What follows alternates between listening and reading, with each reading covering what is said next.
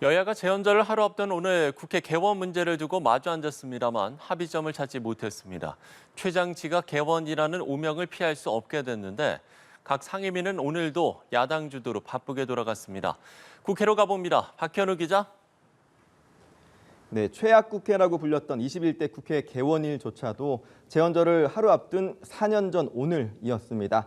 여야 원내대표는 개원 일정 조율을 위해 오늘 마주 앉았지만 또다시 빈손으로 돌아섰는데요.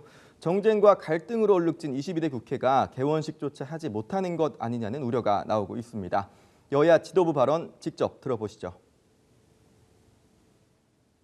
개원식은 여러 사정상 당분간은 하기가 쉽지 않다, 이렇게 인식을 했습니다.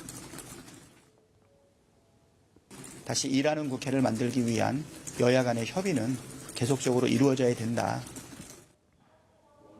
공식 개원을 하지는 않았지만 법사위 등 국회 상임위는 오늘도 바쁘게 돌아갔습니다.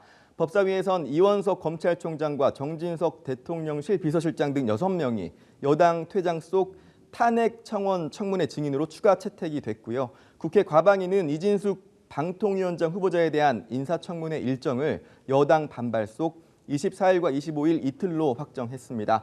마찬가지로 여당 퇴장 속 야당은 단독으로 류희임 방심위원장과 김홍일 전 방통위원장 등을 증인으로 봉준호, 정우성, 김재동, 소유진 등 영화인과 방송인들은 무더기로 참고인 채택했습니다.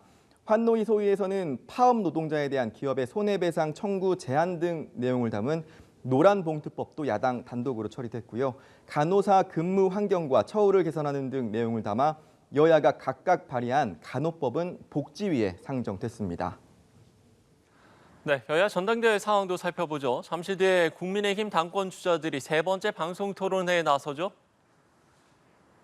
네, 국민의힘 당대표 후보들은 오늘 밤 3차 방송 토론회에서 맞붙습니다. 어제 연설회 도중 청중석에서 육탄전이 벌어진 것을 두고 원희룡, 한동훈 후보는 내탓 공방을, 나경원, 윤상현 후보는 두 사람 모두를 겨냥한 공세를 펼치고 있는데요.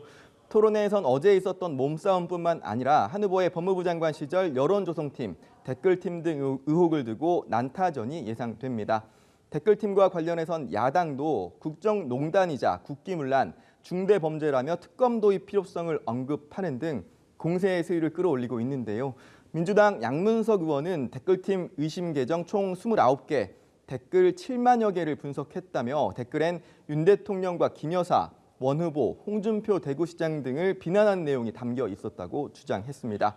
민주당 당대표 출사표를 던진 이재명 후보는 오늘 별다른 공개 일정에 나서지 않았고요. 김두관 후보는 라디오 인터뷰 등을 소화했습니다. 지금까지 국회에서 전해드렸습니다.